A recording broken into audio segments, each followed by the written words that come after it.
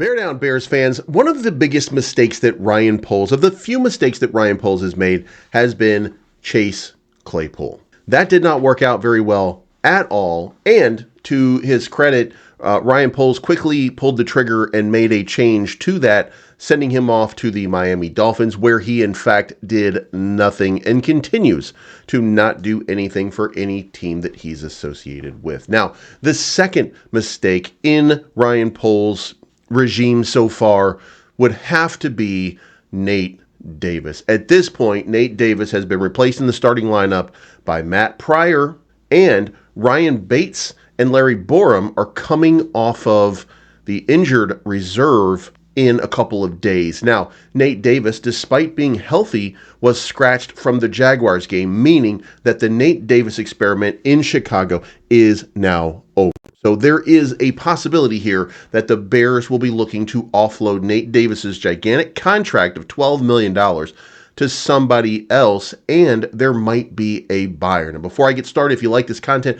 make sure you hit the like button on the way in. All right, guys, so there is a proposal right now for a Colts trade that would include perhaps Nate Davis and Khalil Herbert. The Bleachers Report scouting department has urged the Colts to take a swing on Nate Davis, proposing that they could trade him as a replacement for starting right guard Will Freeze, who landed on the injured reserve on October 7 following his tibia surgery. Elsewhere, Nate Davis was just benched in Chicago, their scouting department wrote. The Bears might be willing to part with the veteran after he failed to live up to his contract. It's not even the most ideal scenario for the Colts, but Davis is at least experienced and a veteran with a decent baseline of production. Now, at this point, it should be noted, if it's not Matt Pryor, then it's Bill Murray. Both have redeemed themselves remarkably well in the absence of Nate Davis, therefore making him expendable. The Bears have already taken a few steps towards making Davis obsolete for their line, but it could get even easier to sit him when they emerge from their bye week in Week 8. As of October 15, both guard and center Ryan Bates and Larry Borum are eligible to be activated from the injured reserve list,